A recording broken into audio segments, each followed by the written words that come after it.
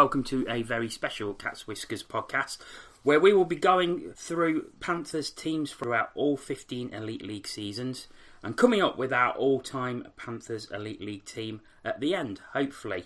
There's 5 of us here and I think there's going to be a lot of debate. So along with me, Jono Bullard, are Antoine Marie-Jeanne. Good evening. Tina Taylor. Hiya.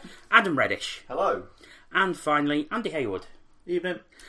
Now, Andy, I'll come to you first because this was all your idea. So, what was the basis behind it? It's all your fault. It's all your fault. Yeah. So, what was the basis behind it? And what were the rules? Well, the basis behind it was I was bored, and 15 years is an acceptable time to look at something like this. I think. I thought I'd have a look into it and see what we could come up with. But basically, our sort of rules for it was that it had to be a team that could compete in this last season's Elite League. So it had to have 14 imports as the limit, 8 Brits. We sort of said that there was no real stipulation on positions, but theoretically it was 4-line hockey. So 4 lines of defence, 4 lines of forwards, so 8 defencemen, 12 forwards, and obviously two netminders. With regards to Brits, there was no hard and fast rule as to what positions they should play. If you wanted 8 British defencemen, you could do. If you wanted to mix it up, if you didn't want to use all your imports, that again was perfectly fine. But yeah, that was basically the rule. There was nothing too strenuous in it. It was a bit of fun at the end of the day, so I don't want to make it too complicated. Yeah, so there will be no fighting during this. Well, hopefully not anyway. Just to go through everyone here, there's Adam, Andy and myself have seen all 15 Elite League seasons with the Panthers. Tina, you started going in 9-10 regularly, but I did see some games in 8-9. And Ant, you were 7-8, I believe. Yeah, your first second year as a player. Okay, so Mike Ellis is last as a coach. I'll be honest, I feel at a little bit of a disadvantage here because you three are going to be arguing for players that I've never seen, so I can't really. I've got nothing I can do to. Yeah, but that's also going to be the makeup of your two teams because that you're only going to come up with players over probably the last 10, 11, 12 seasons as opposed to the full 15. Okay, we shall crack on, and obviously we'll start at the back and the net-minding duo. So, firstly, I've gone import Brit. Has everybody else? Nope. Yes. Right, so 4 of us have gone import Brit. Tina, I think you should kick this one off then. You have gone for 2 import netminders. I have. I mean, it's more that's how it's worked out rather than that something I purposefully went for. Let's just get the easiest one down on paper, because if anybody says that Craig Kowalski doesn't belong in an all-time Panthers Elite League team, they're wrong. Quite frankly, Yeah, fair. I will fight that one. We will see. Well, I had Kowalski. I had Kowalski. I had Kowalski. I had Kowalski. Full house. Well, so we have the first entry in our team is Craig Kowalski, and also the first import as well. I think that was pretty much a nailed-on entry. Slam dunk. Absolute slam dunk. And is he your starter, Tina? Oh, absolutely. By a country mile. Who is your other one then, Tina? I did stress out over this a little bit actually, and I know he only played practically a handful of games, but I went for Galbraith. Okay. I mean, we didn't start with 2 import and a Brit netminder until a few seasons ago. We've brought in other netminders as injury cover, but Galbraith really did push our supposed number 1 starting netminder last season. He was a good netminder. I didn't specifically go for it, but the way the whole team, my whole team makeup happened, Galbraith ended up top of the pile as the rest of the import netminders. I would be quite happy to concede a Brit backup netminder because it seems like that's the majority anyway. You know what I find the ultimate irony though? The way you banged on last season about Sam Gospel getting 9, and then you've got the bloody 2 import netminders. I mean, well, I suppose in a way I was kind of sticking to the rules when I probably shouldn't have done. I probably should. I should have gone. Hang the consequences. I'll just have an extra Brit. Did anyone consider any other important minders besides Kowalski? I mean, because we've had the likes of Curtis Cruikshank, Kevin St Pierre. We've had good Gal netminders, Braithers. but they just haven't stayed around as long. You know, generally they've been quite fleeting, just staying a season or two. So I think, you know, the longevity of Kowalski and the fact that he's not long retired is probably quite a big factor in all of our decisions to go with Kowalski. And he proved it season after season. That's what I was going to say. It was consistency. It was. Not, he didn't have a not good just season, bad season, the longevity. good season, bad season. Every season he turned up, and yeah, there were failings on teams that he played on, but you couldn't really lay the failings at Kowalski's door. No. I had like a long list, knowing that Kowalski was always going to be my pick. Curtis Cruikshank was very good. I liked Cruikshank. Yeah. Admittedly, saving Amiens will always be up there as one of the best things I've ever seen. And I had some other netminders on sort of a long list, but Cruikshank would be the only one that I would consider. But that being said, what about Wheatman? No, because I mean the thing we mentioned consistency with Kowalski, but Wheatman was a very consistent netminder. Yeah. Won us a lot of the trophy wins we had in those 2 seasons that he was here was generally down to him. I don't doubt that, but he's not Craig Kowalski. No, and I'm just playing devil's advocate a little bit there. I'm just surprised none of you have gone for Davis Parley, because he didn't make my list. I don't think he made anyone's list. I don't think he made Christmas. Actually, thinking back, He didn't. Nor Evan Lindsay. No, I don't know. We are. I mean, we're talking of Craig Kowalski being brilliant, but we have had some shockers as well. Yeah. Okay. But we're not here to talk about the shockers. Well, no, That's next season. That's a different podcast. That's the title of a whole new podcast. So the backup, you've gone for Galbraith, Tina, but you're happy to concede a Brit backup in the overall team. I am, but based on who the Brit backups I've seen, it would be Gospel all day long and twice on a Sunday, because the only other Brit backup I've seen is Dan Green, and you know, Dan Green never really got an opportunity to shine in the eyes of Panthers fans, if you will. Sam Gospel went to the EPL and proved himself down there before he came to Panthers as our regular backup. So if it's going to be a Brit backup, and based on the only Brit backups I have seen, it would be Gospel.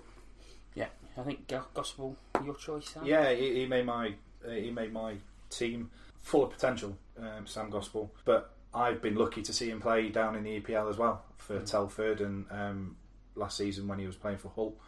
Obviously, you would have seen him a lot when he was playing for Nottingham. Yeah. So I just think it's just bags and bags of potential, but I kind of really wanted to go for Greener. Yeah, but the thing is, I get what you're both saying about Gospel potential wise, but it's about the actual appearances in a Panthers jersey. He's played 5 games for us. I always said when Dan Green started a game, he did really well, but he never got the opportunity to start because Kowalski was always so good, always so consistent, and the opportunity just never came, and his form just absolutely nosedived to the point where we just absolutely, the Panthers organisation just didn't trust him, and it all fell at his door. Sheffield at the playoff quarterfinals, that was the absolute pinnacle of it, and not in a good way. It just didn't go well. I think for me it was down to a goaltending tandem, and I don't necessarily think that means that Sam Gospel wouldn't have been able to play on the same team as Kowalski by any stretch. But I just think during that spell when we had Kowalski, we were winning everything. His understudy was Dan Green, and for all his faults, and I'm sure he had many. When it boils down to it with regards to backup netminders, he wasn't that bad. Yes, you might not have felt comfortable at times with him in goal, but over the grand scheme of things, that's because he's a British backup netminder. So with that in mind, he would have made my team. For me, it was a choice of 2. It was always going to be a choice of 2 for the backup, which was Jeff Woolhouse or Dan Green. I think Woolhouse showed himself to be a really dependable backup for us over several seasons. And you look at his save percentages. I know sometimes he came into games midway through when the starting netminder was pulled, but the games that he did start, we were competitive. He kept us competitive, and I think that the fact that he did that for several seasons, I know he alternated slightly between us and Sheffield on occasions, but I always felt fairly safe and sound with Woolhouse between the pipes. Maybe not in his first season for us because there were a few calamities and a few big bloopers, but as he matured and as he grew up, I thought that Woolhouse was probably the best backup in the Elite League. I went for Green because I think when he came to us from Sheffield, he won a trophy with Sheffield where he was the backup. I think it was that 2020 trophy where he started every game and was excellent. And I think there was a lot of excitement at the time when he was announced as our backup. And I think he did well in the games he started in the first few seasons. It was only sort of that back end of his career where he wasn't getting starts because we had two important netminders. When he was put in here, was so out of game practice that the inevitable happened.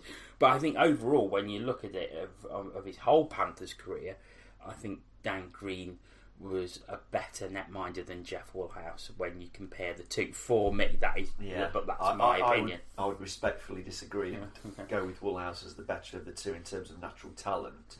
I think that Woolhouse was more agile. He saw more game time. More time between the pipes.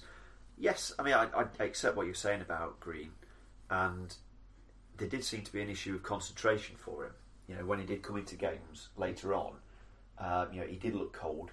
He looked, unsteady. He'd often give up maybe 1 or 2 goals in his first 3 or 4 shots. I don't seem to recall Woolhouse, having that sort of tendency when he replaced a starting netminder. So that's why, for me, I think of the two netminders, Woolhouse is probably the better pick. But there was that hilarious time when we got spanked by Sheffield in the playoffs where we pulled Curtis Cruikshank at like 5-0. Yeah. And then I think Joe DeLayman was the netminder at the time at Sheffield. And Gavin Ferrand were punching Dion Darling, so Wooly skated the length of the ice only to get stopped at the red line and then got chucked out. For leaving his crease. So, that will always stick in the memory. So Andy, you've gone Green. I've gone Green, like I say, based on goalie tandem and what he won with us effectively. Wooly had a Challenge Cup in 07-08, which was when he was with us, I believe. Playoffs as well, I think. But according to Elite Prospects, he hasn't. But I agree with you. So right, who are we putting in as the backup? Because we've got 2 for Gospel, we've got 2 for Green, and a Woolhouse. Well, like I say, I went Gospel for games that I've seen him not play for Panthers in the top division. Green was my other choice as my second backup, so it's 2.5 for Green and 2.5 for Gospel, I'm afraid. Well, given that I'm the one for Woolhouse, it feels like I need to somehow align myself to either Green. But that's very diplomatic of you. Yeah, I suppose working in local government that comes as natural. I will probably go for Green because of the success. He's been part and parcel of Panthers' success over the years. And had a lot of success at Sheffield. And he did have success at Sheffield. I mean, that can't be ignored. I know we're picking a Panthers Elite League team here, but I mean, if you think about it, Dan Green has got to be probably one of the most decorated players in Elite League history. For a spell, he was the most decorated player in the Elite League history. I think since he's retired, Matthew Myers has overtaken him, and possibly Clark as well. So, Dan Green, agreed? All agreed? Yes. I wouldn't have any problems putting Dan Green in. Yeah, go on. Okay, so we have our netminding duo. Craig Kowalski as the starting netminder and Dan Green as the backup. So this is the start of our team. Craig Kowalski and Dan Green. So moving on to the defence. So 8 defencemen to choose.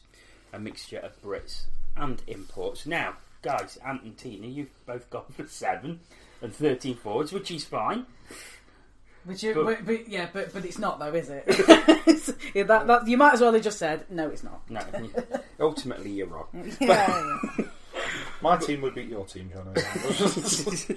Yeah, let's not get My dad would beat your dad. Blah blah blah. Anyway, how would we split it with regards Brits and imports? Because I've chosen 8. I went 3 Brits, 5 imports. Yeah. I was exactly the same. I have 3 Brits, 5 imports. 3 Brits and 4 imports. 2 Brits, 5 imports. Okay. You've gone for a stacked back end. Yeah, straight. So let's go for the Brit D-men first. So, Ant, your Brit D-men. All 3? Yep. Weaver. Yep. Mark Richardson. Yep. And Stevie Lee. Yep. Tina. Liam Weaver. Never saw Richardson as a Panther. Adam. Weaver, Yeah. Steve Lee, Yeah. and Danny Mayers. I have gone the exact same 3 as you. I've got the exact same 3 as Ant. So Weaver, Stevie Lee, and Mark Richardson. Well, I think it's agreed that Liam Weaver are in then, surely. I think that's got to be a shoe-in. But I suppose a lot of people listening to this will probably think Steve Lee, a lot of criticism recently, controversial, but all 5 of us have picked him. So that surely speaks volumes. Yeah.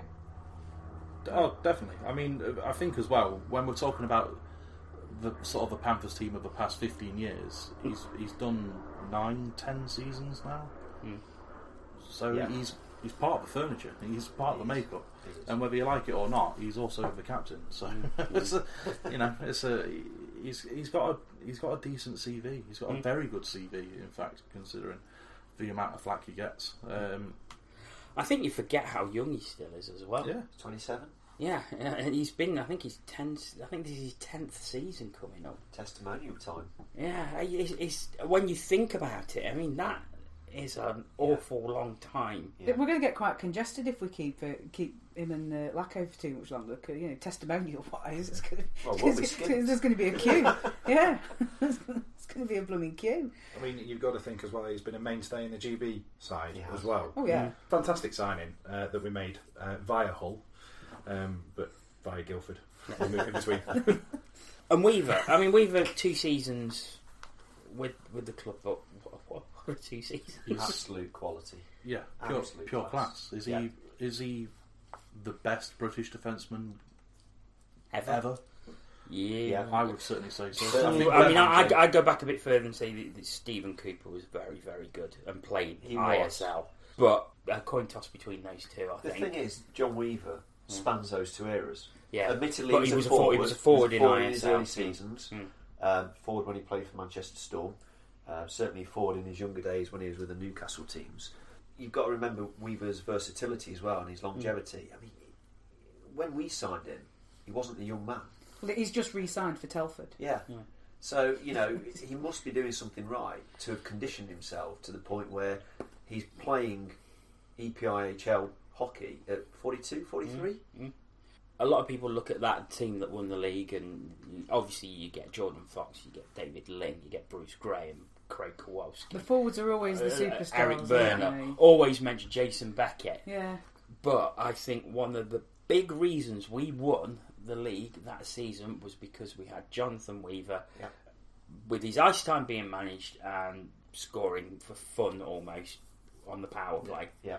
And it was a controversial decision at the time because we didn't re-sign Danny Myers. Yes. Yeah. And we signed Jonathan Weaver, and the fan base exploded. Yes, but the thing is, Weaver wasn't really a replacement for Myers because they're two completely different players. No. I'm not saying he was a direct replacement, but it was Myers out, Weaver in, and it went down like a lead balloon with the fan base. I think there were actual tears in places, because Danny Myers was sort of the captain of the people, as it were. He was the face of the club at the time. It was a bold move, but it paid off. Yeah, very much so. I think just to touch on what Adam said, I think he was 35 when he signed for us. Yeah. And he was still class. I mean, bear in mind, it was only 2 seasons ago, but he stopped playing for GB. Yeah. He's 41, as we are now, as of today. So at 39, he was still playing for GB. But I think that versatility, though, because he started his career as a forward, and he sort of, I'll say finished his career, but he's still playing. But, in the twilight of his career, he's moved more, obviously, toward being a defenceman that's able to play the puck perfectly, quarterback a power play. but still got a pretty devastating shot as well. They were all things that we really needed when we signed him. And like Tina said, it was a controversial decision because we just said goodbye to Mayers, but could we have asked for anything else? It was almost, from Weaver? If anything, he was Corey's replacement. Well, Corey said that. Yeah. As the quarterback, if you like, if you're going to use that term. Corey came out and said something along the lines of, I'm going behind the bench, and what better way to replace me than getting the best experience, the best defenseman in the league. He's class. He really is, just pure class. He really is. Mm-hmm. So the next Brit spot now, your two's gone straight into the team, Tina. So I've got nothing to add to this. To the third well, you man. technically have the so deciding we have vote two. then. We have two for Richardson, Mark Richardson, two for Danny Myers. Mark Richardson was one player I'd certainly considered. Yeah. But his first season with the Panthers, he played as a forward. He came back, I think, halfway through the next season from Basingstoke, if I remember rightly. And that's when Corey Nielsen turned him into a D-man. And he was fantastic on D for that half a season. However, I think he then went back to Cardiff, and that is where he's excelled, because he's carried on playing on the blue line, and he's now probably the best British defenceman in the Elite League. Mm-hmm. I would say. Yeah. And I think a lot of people see what he's done at Cardiff and then they equate that to what he did with Panthers, and that's got nothing against with what you guys have picked, because he was very good on the blue line for Panthers, but I think he's just got better and better and better during his time at Cardiff, and that's essentially why I didn't pick him, because it was only really half a season he had at on Panthers D. I completely agree in the sense of he's got better and better. Certainly when he was with us, you wouldn't have said he was anywhere near the best British defenceman in the league. Now, like you said, even last year, but particularly this upcoming season with O'Connor going to Sweden now, there's no two ways about it. He is the best British defenceman in the league. I tend to agree with that, with what you say in that sense. But that being said, I just thought as a British defenceman, regardless of how many games he'd played, he'd still been here 2 seasons. He'd played 92 games apparently, according to what I've got in front of me. And obviously, like you say, the vast majority of that would have been as a forward. But that being said, he wasn't an overly attacking forward from what I remember. He was always a similar sort of player to what we perhaps see Lakovic as now, or Mark Levers at the time, in that sort of well-rounded, very responsible at both ends of the ice, but predominantly you could argue was a more defensive thinking forward. But like you say, it's ultimately, as a defenceman for the Nottingham Panthers, it probably was best part of 30 games probably out of those 90 odd. So I'm open to if we're going to go down that sort of route, then I'm certainly open to change. Yeah. Well, based on that argument, then you're not going to have players in your team that only played, say, 1 season for the Panthers. No. If you compare Mark Richardson as a defenceman to Danny Myers as a defenceman, I'm sorry, there's no comparison. Mark Richardson is by far the better defenceman out of the two. But but the whole point of this team is you're looking at their time in a Panthers shirt. Everyone knows I was a big fan of Danny Myers, someone I have a lot of respect for. I like very much as a player in Nottingham. I thought he was a very good captain, and you only have to look at the amount of silverware we won with him as captain. We didn't win the league under him, but we won, I think, 3 playoff titles, but we won the 4 Challenge Cup. Yeah, but that I don't think that was the reason, to be fair.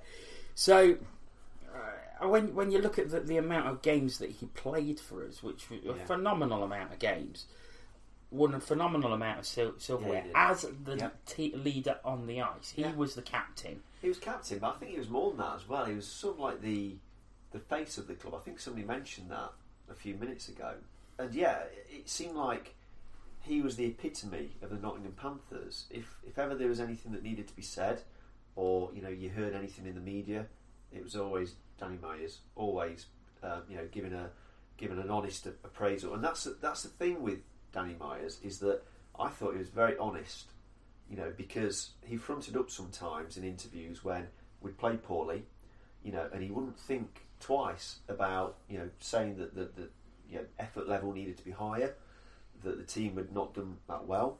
So I think in terms of his honesty, it sort of probably led him to be the captain of the Panthers, and I think it was a role that he fulfilled quite well. Okay, we didn't win a league whilst he was here, but if you look at the silverware that we amassed whilst he was at the club, that cannot be ignored in my opinion, and the fact that he did it as captain was another tick in the box for Danny Myers being involved in this team, as far as I'm concerned. Yeah, and I pretty much go along the same lines as Adam as well. 6 seasons with the Panthers, lots of trophies, and I think he was probably considered the face of the club, which was probably ultimately part of the reason why he was cut from the squad. I think higher forces were in play there, but that's all in the past and all. He wasn't the best D-man. Personally, I don't think. No, and I don't think anybody would absolutely. And I think say Danny that. Myers himself would probably say that there were other D-men on that blue line that he played with in various rosters that were far better than him. But he seemed to be the glue that held everything together, squad-wise. Also, very highly respected by imports on the team as well, and from what some have said to me and stories I've heard in the past, that he was very highly respected in that locker room. So that for me is the reason why I would choose him. So that gives us a bit of a deadlock. It does. Well, just to put a bit of a curveball out there, what's to say we can't go with 4 Brits and 4 imports for our defensive corps? Well, there's no reason. Well, to be fair, there's 5 of us, and it was 2 and 2. Mm. So Tina can add that deciding vote. Well, again, this comes back to the disadvantage. Whereas I never saw Mark Richardson play for the Panthers at all, so I don't. All I've got to go on is impassioned debate that's going on around the speaker right now. And who's won it? It's probably Danny Myers. There you go. To be honest, trophies. I mean, it goes along the same sort of reasons for Dan Green, for putting Dan Green in. He might not have been the best player for the Panthers, but he's been there and contributed to the general success of the team. That inclusion of Danny Myers sort of runs along the same sort of lines of the inclusion of Dan Green. Okay, so the third British defenceman is Danny Myers, joining Steve Lee and Jonathan Weaver. 5 spots left on the defence. We all had 3 Brits, or 2 Brits in some cases. We've all got 5 imports, so this could be very, very interesting. This might be where we turn the speaker off and we all just have a Royal Rumble in Johnny's living room. I think we should do this systematically, in the sense of, I'm convinced that at least 2 of these are in everyone's team. Yeah. There's going to be some shoo-ins, aren't there? There's probably no reason to get into a fluster and debating these too much. Yeah. Go on then, Andy. Yeah, you're leading this particular line of thought. So go on. Let's have you. So who are the 2 you think is in everybody's Corey team? Nielsen is in everybody's team, right? Yes. Guilty. Yeah. There's no 2 ways about it. Yeah. So stick him down. He's got to go. Corey Nielsen. Yeah. And Lepine, I also believe, is in everybody's team. Yeah. Welcome back, Geek. Welcome back, Lepine. I also think somebody else is, but I'm not quite so convinced. So I'll leave that. You'll leave that one for now. One. So the first 2 imports into the defensive corps are Corey Nielsen and Guillaume Lepine. Andy, why particularly those 2?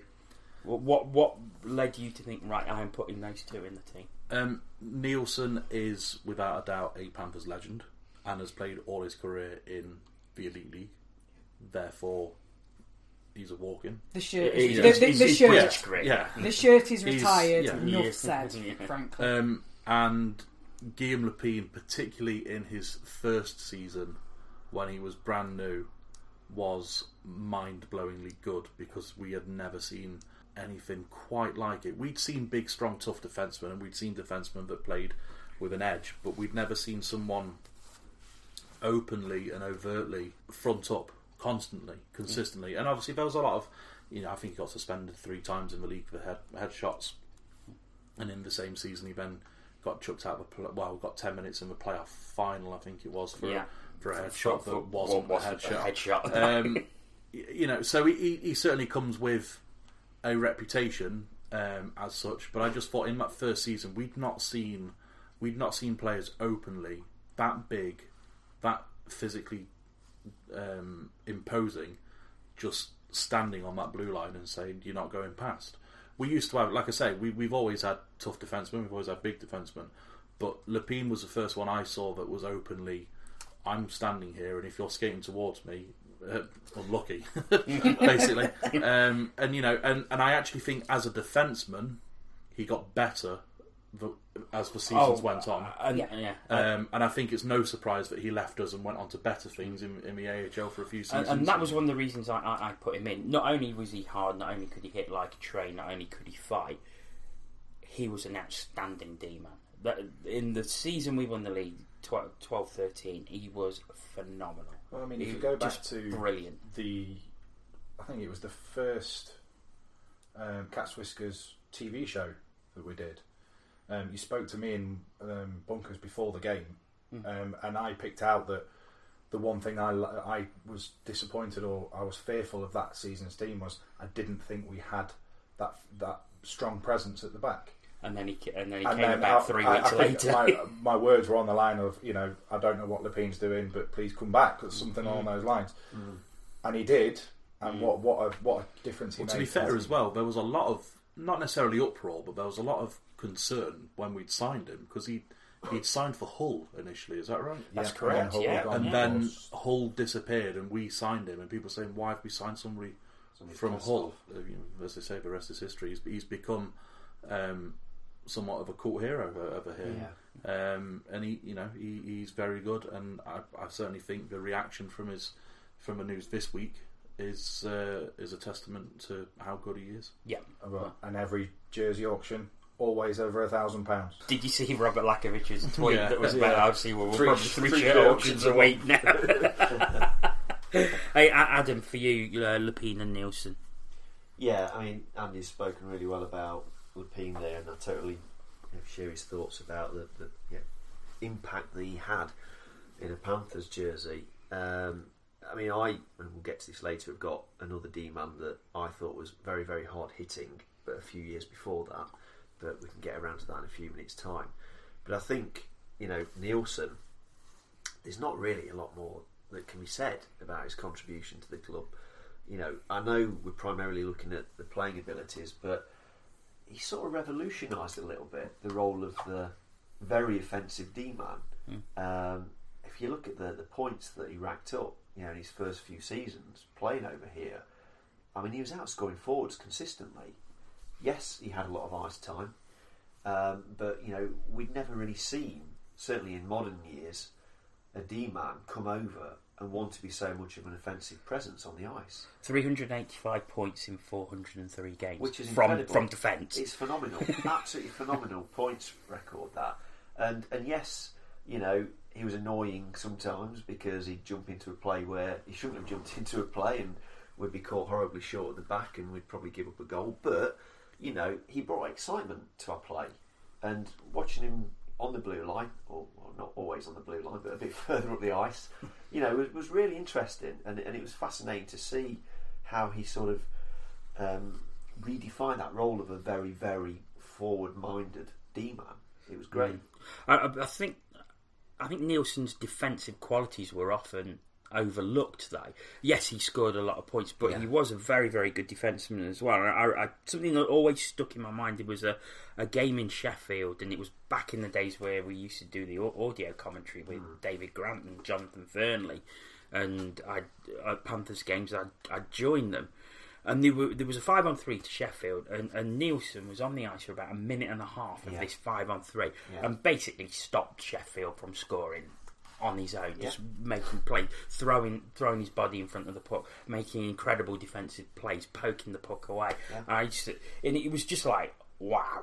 Where even sort of Dave Grant and Jonathan Fernley were like, oh, this is incredible defensive work by Nielsen. And I think that often gets overlooked because of how good he was going forward. But I think he was a very good defenseman as well. My favourite playing memory of Nielsen will be the playoff final that we lost to Belfast. Was it a semi-final? Semi-final we lost to Belfast, where Henderson got kicked out and Jeff Swez was basically the best player ever to play in a final in that game. He was superb. But for 59 minutes or 58 minutes, we were awful and we offered absolutely nothing. And then one stretch pass to Jake Galbraith and we tied it and managed to take it to overtime. And that pass for me was just absolutely sublime. He was the only person on that ice in that team that we had that would have had that vision to make that play at such a crucial time and get it so pinpoint accurate. Yeah, totally agree. So that is Nielsen and Lepine in, which leaves 3 defensive berths left and 3 imports each to go through. So should we go one by one? So who's the next defenseman on your I've only got 2 imports left. Go on then. So my first one, I went for Angel Nikolov. He was certainly one I considered, but didn't put in. I was torn between him and Werner. Wow! Get out! Get out! Antoine Marie-Jeanne, the floor is yours. Okay, so I tried to do my team as a squad anyway, and I didn't want too many sort of samey players in the team. Werner in his first season was outstanding. I just thought Nikolov had that little bit extra. What you want from a defenseman primarily is them to stop the opposition from scoring, and very rarely did you actually have to say anything what Nikolov did. He would just come on, do his job, go off, and the opposition wouldn't score. That's what I want from a defenseman. He was just superb, and he was an assist machine as well. 26 assists in that one season for a defenseman. And he came mid-season as well. I don't think he started. 41 games I've put it down as, but that doesn't include cup. So I just thought, and when he retired after his season with us, people were crying out for him. That following year, I think a lot of people did want him to return. He was certainly one I considered. The only reason I put him in instead of Werner was, unfortunately, Werner's second season injury prone and didn't have the greatest of years. Mind you, neither did the rest of the squad. But that's why for me Nikolov edged it over Werner. Anybody else have Angel Nikolov? No. Anybody else consider him? He was on my long list. Not seriously, no. I did seriously consider him, to be honest. I did think he was a good defenseman and did score a lot of points. I think but the problem. At the end of the day, were better defensemen than him, which is why I didn't put him in. He didn't. It wasn't a consideration for me because I don't remember him well enough. Because I think that was my first season, so I think I was still getting to grips with with everything. So, but yeah, I don't remember him well enough. I remember him, and I remember thinking he was a tidy defenseman, but he didn't have a kind of wow factor for me. Who's your next one, then? Jason Beckett. Yes, I have Jason Beckett. He's the other one I thought might be in everyone's team, but I wasn't convinced. Oh, and I'm glad I didn't go for it. Yes, I picked Jason Beckett. Yeah, team. Yeah, Beckett. So you picked Beckett. So you didn't pick Beckett. I didn't pick. Did you consider him? I did. Yes, I did. It was a tight call between him and another player.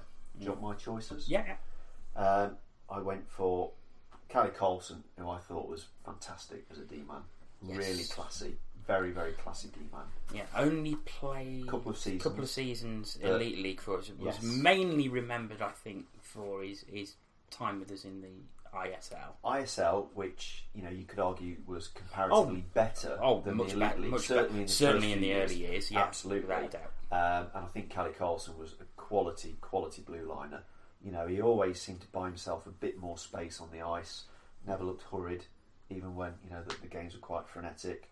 So he was an absolute joy to watch. So he's one of my personal favourite D-men. So that's why he's found himself in my list. I've also got as well Christian Talbert, who I thought was an absolute wrecking machine. Yeah, Talbert. He absolutely cleaned people out. Okay, tactically and positionally, he might not have been the best D-man that ever lived. But I tell you what, if you're on the wrong end of a Talbot check, just as Paxton Schultz, you knew it. You knew it in a big, big way. I mean, that guy was a wrecking ball.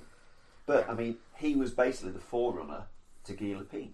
Yeah, that's it. Many, many years before, and he didn't put up numbers in terms of goals or assists, but he didn't need to, because I think he just basically acted as such a good on-ice policeman. I'm pretty certain that he was never off the blue line. Yeah.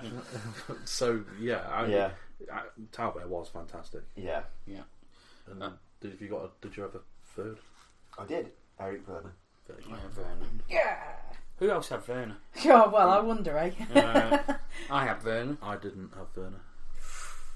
So you No, Is he it now? didn't make it. He didn't so make two it. didn't. Yeah. He's, Okay. again, he was on my list, but I went for Nikolov over Werner. Okay. I was a bit concerned about Weaver and Werner in the same side, which I don't know why. They were in the same. Seemed to work in the Grand Slam season. but they were very, very similar players. Very similar. I wouldn't say Werner was that offensive. I thought that. I I thought he was. was. Yes, he got forward, but I don't think he was on the same level as like a Nielsen or a Weaver. I think I don't think he Weaver put up the showed points. a tendency to shoot more often. Werner didn't score the goals. He was very good that at Weaver penalty did. shots, I seem to Very good Yeah. at penalty shots. Well, it was a bit like when TJ TJ Oshie got sent out for the USA. It was Yeah. like, go again. You go again. You're going again. And that was Werner just put on this like absolute masterclass. It was against Sheffield, wasn't it? Yeah. Yeah, it was mind blowing to watch. So yeah, I mean, I went Jason Beckett, Eric Werner, and I don't think he's been mentioned by anyone else yet.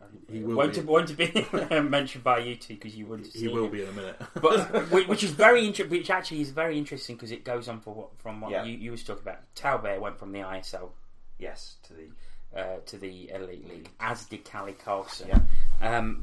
Mine is another one who went from the ISL to the Elite League. It's Brian Thompson, who was a big offensive D-man, captain of that first Elite League side. Yeah, it was. And just I love Brian Thompson. I thought he was a great player.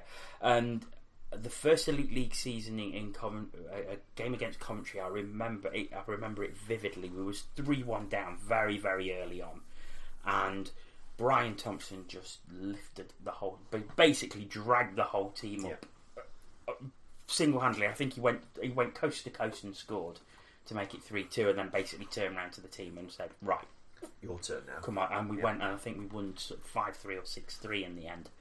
And he's just he was a quality defenseman, and he when I sort of was putting it down, I thought, I can't leave him out.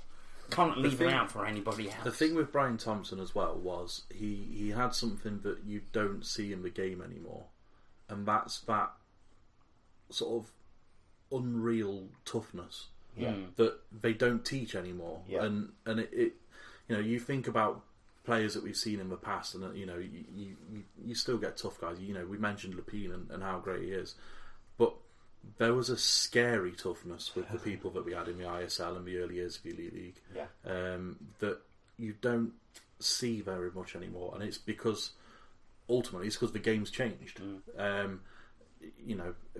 Clutch It's a and different era. yeah, It's 15 years ago. yeah, that's it. I mean, clutch and grab was very much in, and it wasn't frowned upon. And basically, if you went within 5 feet, 6 feet of the netminder, you were gonna get hurt. There was no two ways about it. You were going to be hurt. And Brian Thompson was the first name on my sheet after Nielsen, to be fair.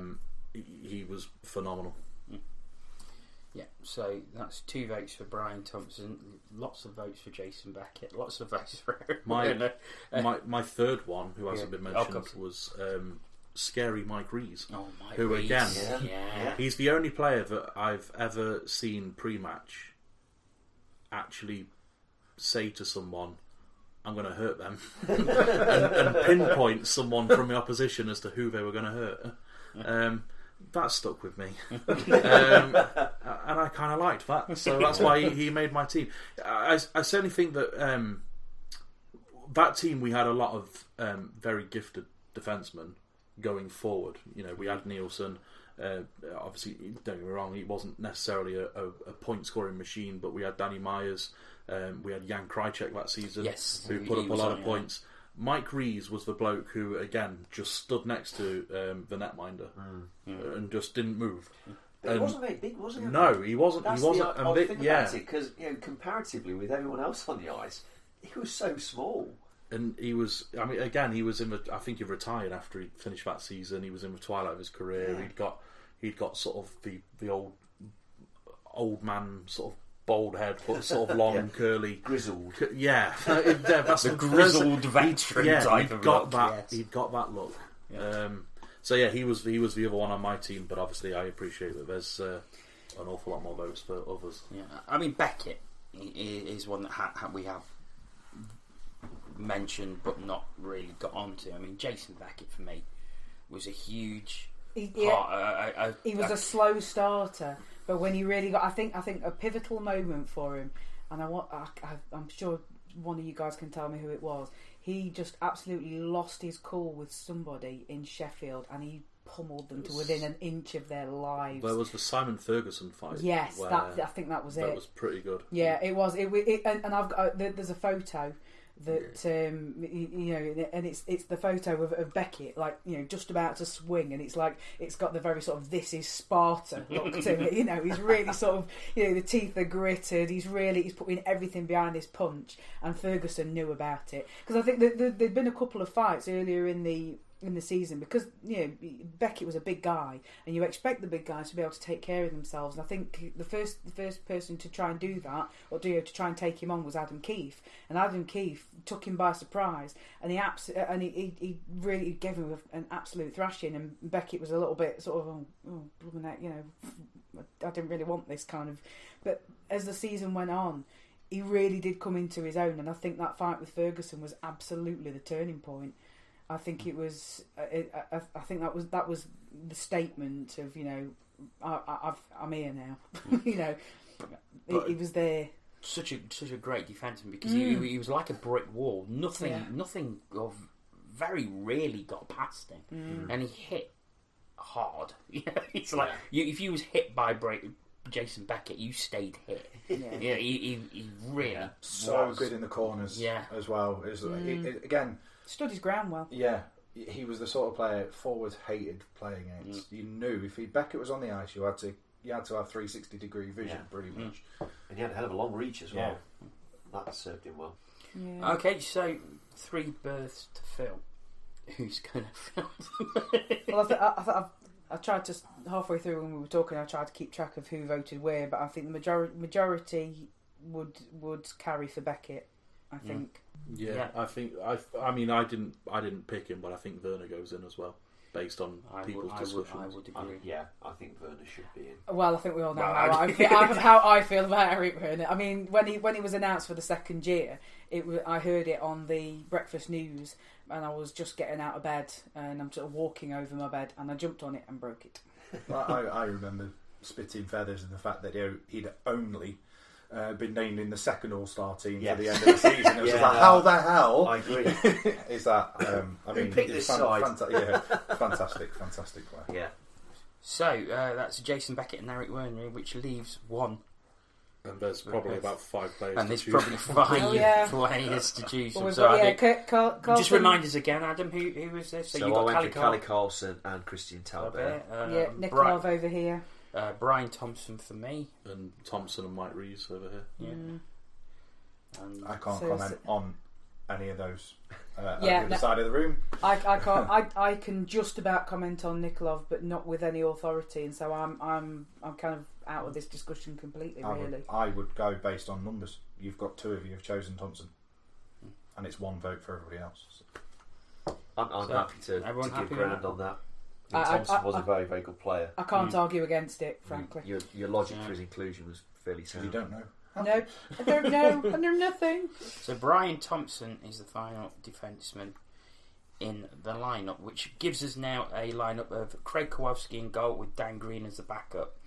In defence, we have Steve Lee, Jonathan Weaver, and Danny Myers, Corey Nielsen, Guillaume Lepine, Jason Beckett, Eric Werner, and Brian Thompson. I think that's a defence that not many people would like to face. And then if you get through that, you've got to get it past Craig Kowalski in the net. Good luck. Yeah. Okay. So that is it for a first part. I didn't mention at the start that it's a 2-part. It is a 2-parter because of the amount of discussion. So this is the end of part 1. We've gone through the netminders and defence. Part 2, that'll be available soon. That will be for the forward. So join us for that very shortly. But from this part, it's a very goodbye. She got them all.